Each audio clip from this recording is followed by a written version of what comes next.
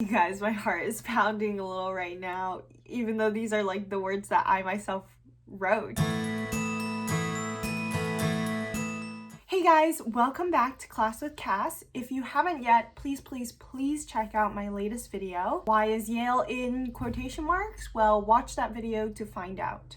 It's really important to me, and all the proceeds from that video will go to the Equal Justice Initiative, so please watch it all the way through and share it with those who need it. Anyways, this series, Class with Cass, that's me, Cassandra, I'm a rising senior at Yale, is to give you tips and tricks on how to live your best school life. So this video is about how I got into Yale in terms of my essays. I literally have not seen or opened any of these applications or essays for like a hot minute. So what you're gonna see is pretty much my unfiltered reaction to all of this writing that I produced 3 or 4 years ago.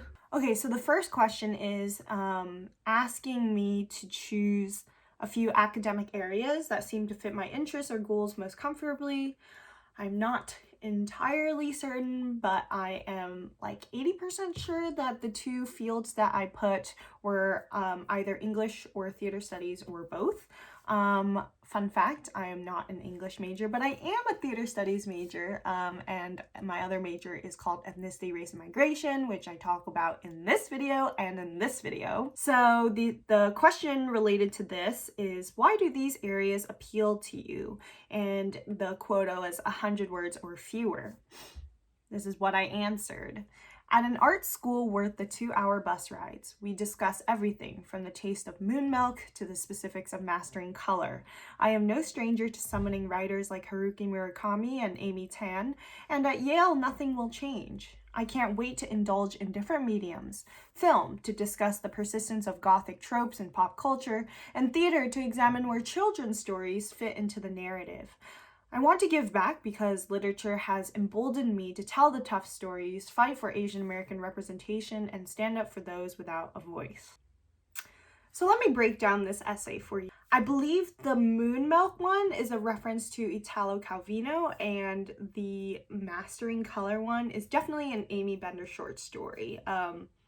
So now, in retrospect, I guess I kind of recognize the obscurity of those references, but I'm pretty sure even at the time I was aware that my admissions officer probably would not be familiar with those examples, but that's okay. That was my point, to show that they could, guess what these examples were, that I was talking about something related to stories and creative writing, but it doesn't need to be explained.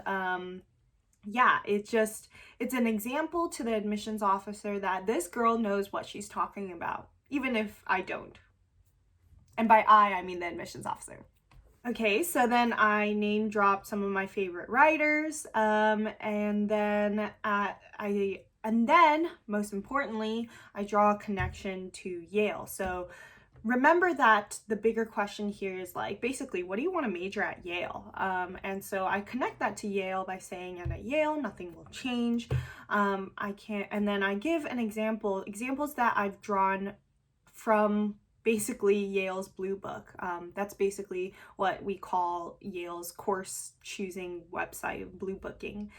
So I looked and I saw some classes on their extensive list in the film department, in the theater department, in the English department, of classes that really stood out to me in their specificity and held interest and kind of are pretty much in the vein of what I was already doing as a creative writer at my school. And then I tie it up with, why do I want to go into this field? I'm pretty explicit about it. I want to fight for Asian American representation, and I want to use my voice to clear the stage for voices that have been historically marginalized. So I guess what this essay shows to the admissions officer is that, first, I already have experience in the fields that I'm interested in.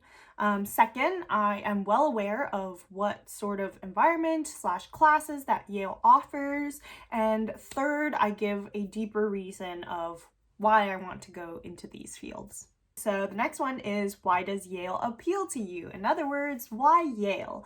100 words or fewer.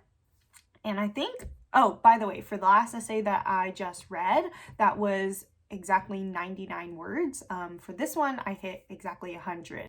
After hearing firsthand Yale tales about a bookbinding basement, students working tirelessly on the oldest college newspaper, field trips to Broadway, and the excitement and agony of blue book parties, I knew I wanted to spend my next 4 years colliding into strangers on old campus. I pictured joining the vibrant art scene and collaborating with Yaleys, many of whom I've met through theater and poetry competitions across the nation. These students build a community of excellence through supporting each other on a campus created to be a home, an inspiration, a workshop, and a showcase for emerging artists. Okay, so let's talk about, this big question that not just Yale, but a lot of colleges ask: why X? Why us? Why Yale? Actually, like in my memory of the college application process, this question was the one that I struggled with the most. Now, at that time, I didn't even know like how much I wanted to go to Yale. But in retrospect, like everything else, like the other schools, why us question was fairly easy to answer, except for Yale. And it's not because I didn't know what to write. It's because honestly, I thought my answer was like too cliche. And my reason for wanting to go would also be everyone else's reason for wanting to go. And you can see from my answer to this question, it's really the community. Like everything, every sentence, every example that I throw in these 100 words points to a vibrant, strong, tight-knit, collaborative community at Yale, because that's the impression that I honestly got from touring the school, from doing my research, from talking to current students, things like that. So I guess my tip for you is answering the why us question is to be honest. Like you have a reason why you want to attend that school. And if you don't know this, like deep down, like what that true reason is, perhaps that school is not for you. So don't waste your time on that if you don't know the reason, but many of you do know. So I would encourage you to just think through that reason honestly with yourself, and don't be afraid of being honest in your answer, but at the same time be cognizant of how many other people might be writing the same answer. So it's okay to have the same answer or reason as many other people. Just, I challenge you to find ways to present it maybe a little bit differently. Maybe you can bring to it some sort of attention to detail that other people are lacking, that show that you have done your research. And not only that, you have a personal, like, very detailed connection with the university. You're not just reading the pamphlets and grabbing something out of that. No, you've sort of come to your own conclusions about this school and its environment. If you do your research correctly and you manage to put your finger on a characteristic of the school that rings true to admissions officers, and that is what the reason why you want to attend that school, they'll be able to see that. They'll be like, oh, this student is a good fit for our school. So Yale has, or at least had in my time, of like short questions. And each of these questions are asking for an answer of 35 words or fewer. So here's one. Who or what is a source of inspiration for you? Okay, so yeah, I didn't answer in complete sentences, I guess. And this was a 34-word response. Magical realism, Eternal Sunshine of the Spotless Mind, The House of the Spirits, Kafka on the Shore, 100 Years of Solitude, period. A belief in hidden whimsies, I am inspired by enchanting worlds.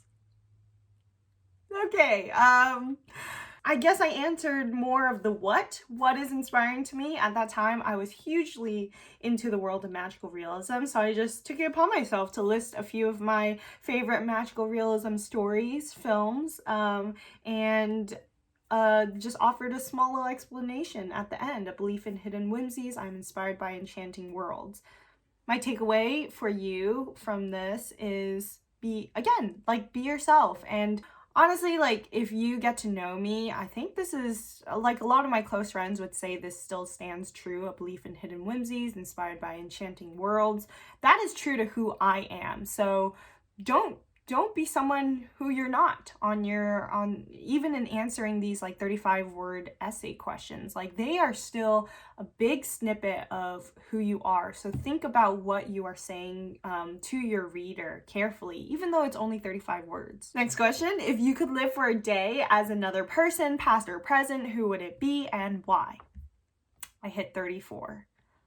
Lin-Manuel Miranda, to experience 6 years of creation spring to life on opening night on Broadway, to feel pride and responsibility of equalizing the playing field and paying homage to history. Honestly, my answer for that still stands. Basically, my resume where I list that I interviewed him at the Moana press junket, and I actually wrapped my question to him, which now in retrospect is slightly embarrassing, but I'm still really proud of myself, so I would appreciate it if you checked out this video.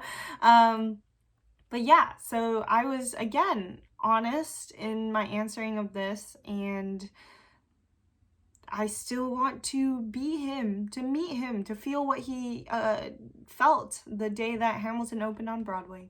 There you have it. You are teaching a Yale course. What is it called? The Art of Marvel, an examination of superhero popularity, a juxtaposition of film portrayals with comic book counterparts, an exploration of how the Marvel Universe reflects the post-9/11 world. 35 words.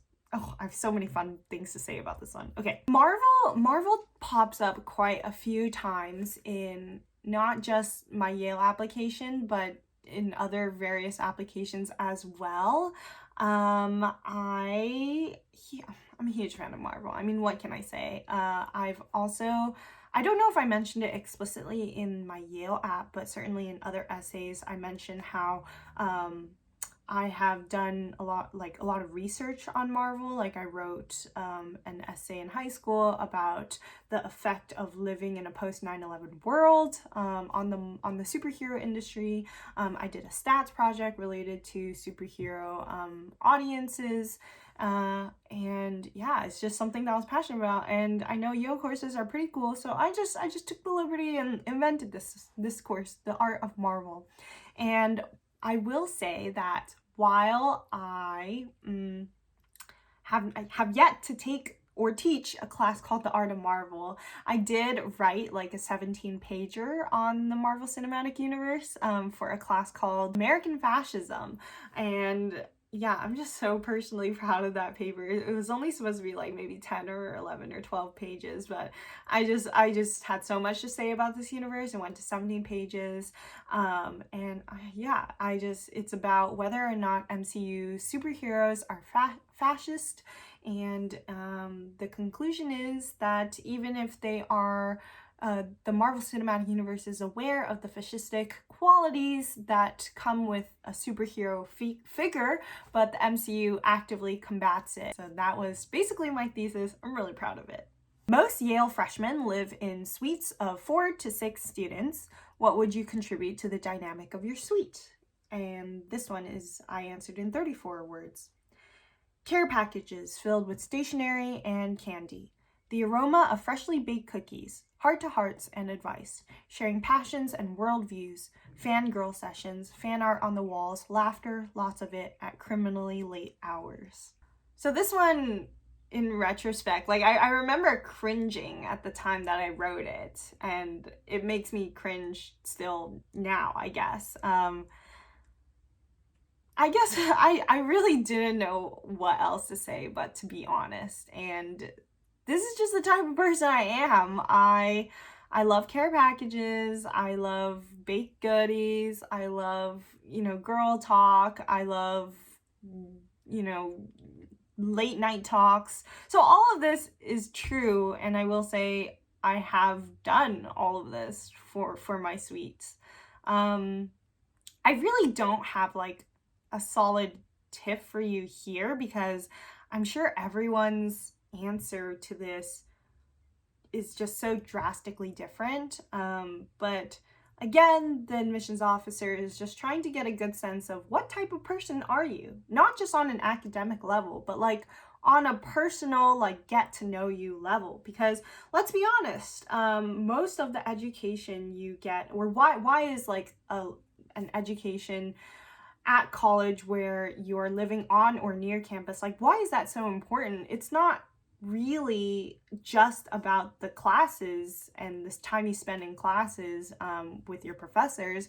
It's about what you learn as a person from living with people who come from all over and come from such different backgrounds than you. So the admissions officer just wants to know, like, can you be a learning, growing person in that capacity, and what do you bring to that field, you know, outside of like hard academics? Okay, so I guess this was it says, please choose 2 of the following topics and respond to each in 200 words or fewer. So the first topic was, what is a community to which you belong? Reflect on the footprint that you have left. But I chose to answer the second question, which is, reflect on a time in the last few years when you felt genuine excitement learning about something. And I answered this in 199 words. So this is it. This is like dialogue. This is in quotation. What scares you? My playwriting teacher asks on the first day. If it doesn't scare you, it's not worth writing. So, as a freshman, I confront my fears through theater. Lights up on news articles and personal histories. Words fill the page in a frenzy as I feast on plays, teaching myself structure and pacing. I summon the courage to send my plays into the world. The countdown to opening night begins. Professional directors, actors, producers, stage managers breathe in the worlds I built. When an actor shares his experience about losing a parent, I am moved to tears and reaffirmed. The production process validates my reason for writing, that my stories may resonate with even just one person. Cue gasps, wet cheeks, and laughter from the united audience. Whether my plays are performed in school, a white box in New York, the Stella Adler in Hollywood, or the Old Globe Theater in San Diego, we clap because we believe. After house lights go up, audience members approach me with their life stories. I am in awe of the power of storytelling, a universal act of imagination stretching back to the beginning of the human race. So this essay is probably familiar to you guys if you watch my other video, because I have a longer version of this essay where I weave in this very strange metaphor about how writing a play is like growing a potato. But here, obviously, I cut that out just because I wanted to adhere to the word count, and I just kept the most important parts to answer the question, what do I feel when was a time that I felt genuine excitement learning about something? And so my answer to this is the process of playwriting. And so I cover, you know, various aspects of why it's exciting to me, like why learning this art form is thrilling and like gives me life. I know, okay, so like my last sentence, let's talk about that, is a bit grandiose. Come on, I was like a 17-year-old back then, so still had a long way to go, and I'm sure my admissions officer probably like chuckled to himself or herself like when they read this, being like, oh, like you have such big ideas of like of the world. And but here's the thing, like what I said, it's true. Storytelling is a universal act of imagination. It just, perhaps I'd like to think that my admissions officer was like, you know what, this girl has not been dampened by cynicism and just has like big ideas of what she's going to do and how she's going to harness this power of storytelling. And I think like hopefully my admissions officer was like, oh, like that is the type of student we want on our campus. Dreamers, not just dreamers, but dreamers who believe that they're going to do something big. Yeah, but most importantly, like when you answer a question like this, reflect on a time when you felt genuine excitement learning about something, you really want to demonstrate that you genuinely like that. If your passion is, if your reader can't feel your passion, you failed the question. Like you clearly don't really like that subject. So choose something that you are actually passionate about. Like, let me ask you, what keeps you up at night? What do you keep thinking about? And if you had like zero other responsibilities, like that is a thing that you would devote the rest of your life to. Like, what is that thing for yourself? So hopefully those questions will guide you in starting to find where to answer this question. Write about something that you love to do, and this is 200 words, or 200 word cap. I hit 199. If I describe to you my life, you'd assume I'm a spy.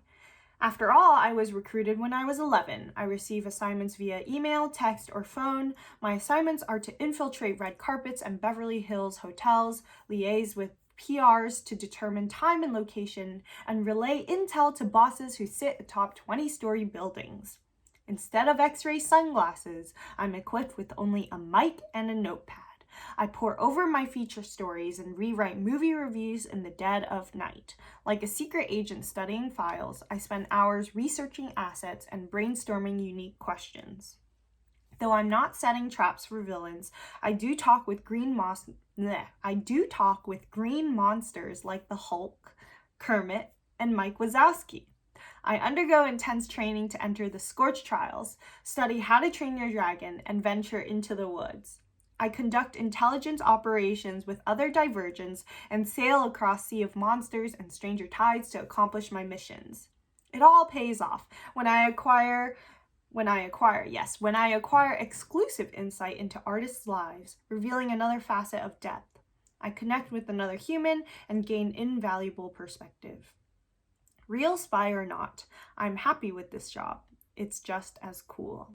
So journalism, for those of you who don't know me so well, I encourage you to watch this video about my extracurriculars in journalism. It's a huge part of my high school life. I spent many hours pursuing journalism. This version of the essay, what you heard here, less than 200 words, is pretty much the only space that I talk explicitly about journalism that in depth. Like you will see like my playwriting pops up in other places, my poetry, creative writing pops up in other places, but this is one that I made sure all of my applications had some version of this because journalism is a part of who I am, but I kept it to that length because I didn't want it to overwhelm things that were more important to me or had more depth in my view. So I put a fun creative twist on it because at the end of the day, like journalism,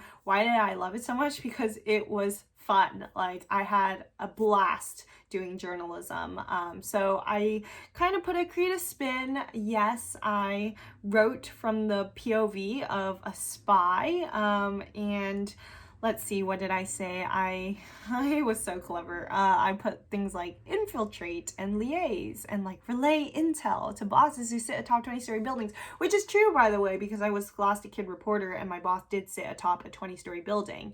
And indeed, I was really only equipped with a mic and a notepad, plus my dad, my cameraman, had a home video camera, but that was about it. And I really did like spend hours poring over the stories that I wrote. So that demonstrates the amount of hard work and dedication I put into this passion. And I really would like stay up super late, like writing and rewriting every word that went into these reviews or articles. A lot of my time also went into researching assets. This just means I was researching who I was interviewing, and brainstorming unique questions. And yeah, a lot of my time was just spent learning from professional journalists who I really looked up to. How did they conduct their interviews? I'd watch them again and again and try to incorporate it into my own style. This last paragraph, if you don't know me, if you did not read anything else from my application, would make zero sense to you. You'd be like, what is she talking about? I said I do talk with green monsters like the Hulk, Kermit, and Mike Wazowski. Now, in my resume portion, I mentioned that I interviewed Mark Ruffalo, who plays the Hulk. I interviewed Kermit the Frog, it asked Kermit the Frog a question. I have a fun fact, I also interviewed his doppelganger, Constantine. And I also interviewed Billy Crystal at the second Monsters, Inc. movie. Scorch Trials, I mentioned, I covered the press junket for that. I also covered the press junket for How to Train Your Dragon, the junket for Into the Woods, had the joy of covering Divergent, Sea of Monsters, which is Percy Jackson back then, Stranger Tides, Pirates of the Caribbean. That was one of my earlier assignments in Scholastic. So those are just me having fun with, my past and like trying to put it in a way that expressed how fun it was for me to the reader, that hopefully when my reader is reading this essay, they're like, wow, your life is so rich and fun, and wow, so cool. And that is exactly what I thought every day I was allowed to be on the job. I thought, wow, what a privilege, what a fun thing for me to do, what a responsibility, and what a great way to train up these skills that I will need later on in life. But the most important part of this essay, personally for me, is when I write, it all pays off when I acquire exclusive insight into artists' lives, revealing another facet of depth. I connect with another human and gain invaluable perspective. Because at the end of the day, that was why I love journalism. Yeah, talking to celebrities is cool and all of that, but you have to remember, they are people, and just getting a moment of personal human connection, even when there are bright lights all around you and frenzy world on the red carpet, those were the moments that I lived for, because these are people who are inspiring to so many of their fans, and the fact that I could play just even a tiny little role in bringing that to their viewership, I consider that an honor and a responsibility, and yeah, that is why I love to do it. So I made that evident in this essay. And then I end with, real spy or not, I'm happy with this job. It's just as cool. That's just a tag to wrap up everything with my spy metaphor and my journalism actuality. So let me summarize a lot of the tips that we covered today. 1, be honest. What type of person are you? Your goal is to make that evident to your readers, not just from one portion of your application. You're not going to bring the full force of your personality in 35 words, but collectively as a whole, each application should be a pretty comprehensive view of who you are as a person, what drives you, what makes you tick. If you're trying to be someone who you're not, if you're trying to be someone you think the admissions officers will like, they will see right through that. But if you are trying to hide who you are, that's not going to work in your favor either. So real talk, the college application process takes a lot of introspection. This was a really formative time in my life where I was able to figure out who I am, who I wanted to be, and what I was going to stand for, what I wanted the next 4 years of my life to look like, and how I envisioned college to shape me in that journey. So think of it as you're not just writing an essay, you are writing a statement, a mission statement for your life.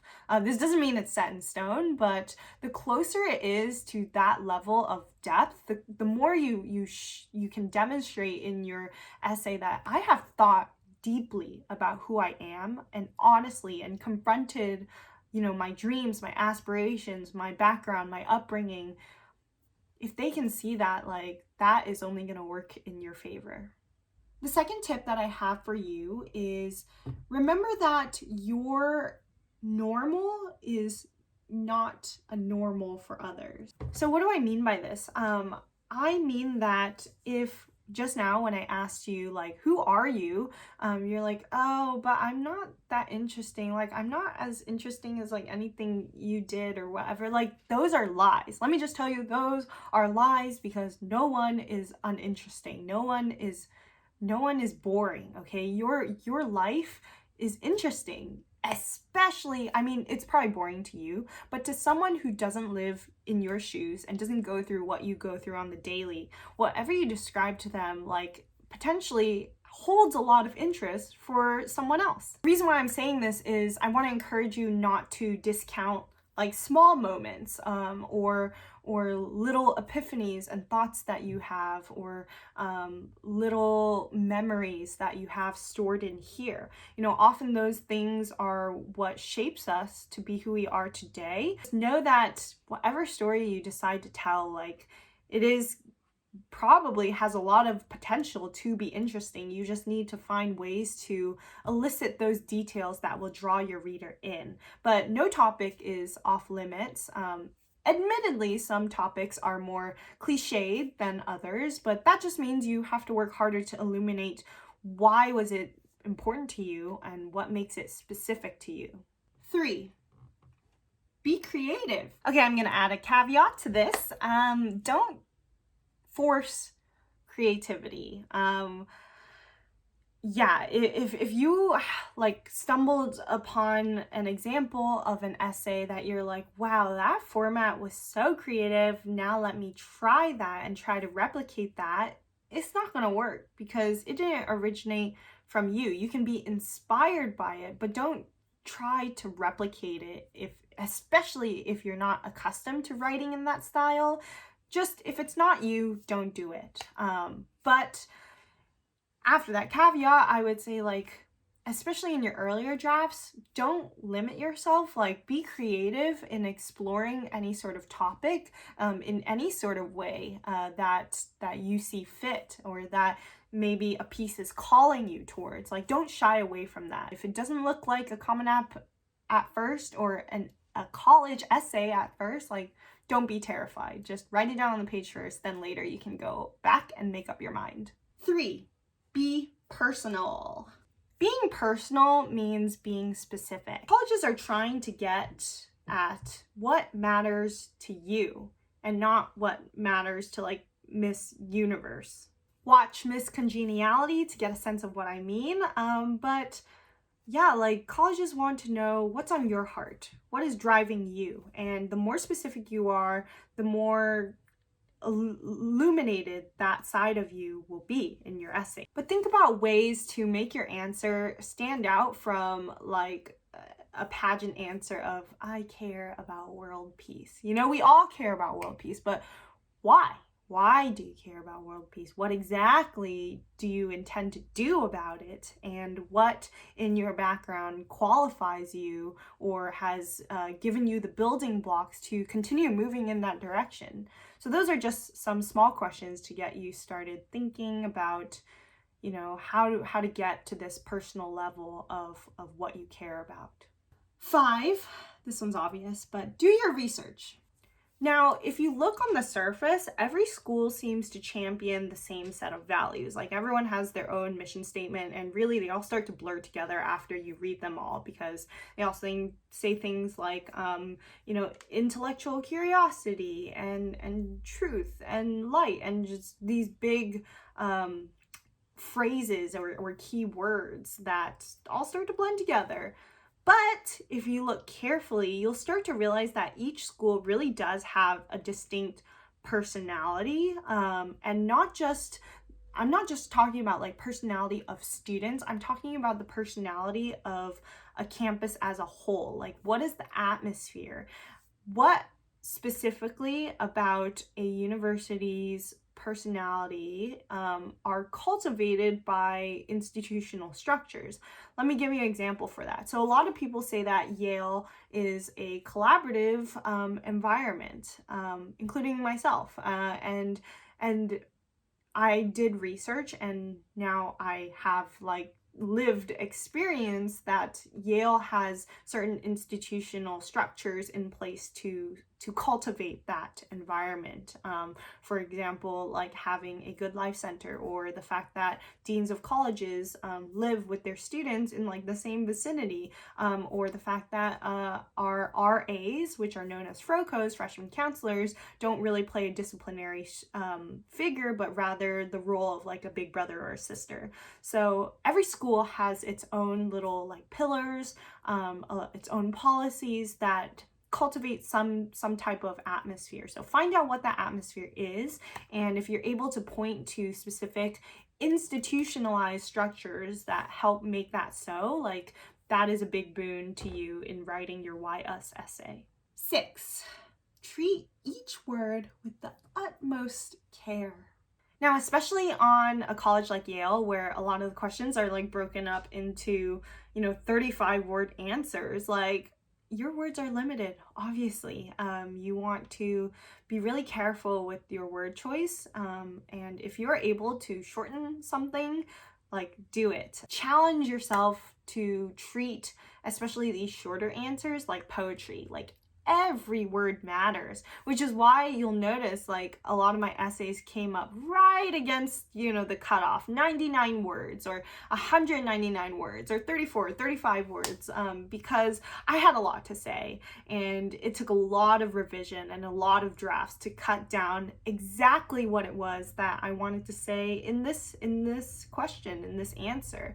And at the end of the day, like what that involved was a process of letting go. It was a process of this one answer to this one question is not going to like show all of me, of course, but it's going to show a small but honest glimpse of who I am. And when taken in conjunction with the rest of my application, it serves to build like a full person of who I am. So there, you gotta let go of like the pressure of like I must express fully everything in this one question, because you're just not going to be able to do that. The perfectionist in you might want to do that, but you must squash that. It's a balancing act. I know it's not easy, but that is why you need time. You need time to revise, edit, cut, save, retrieve, and build a full picture of yourself overall in your application.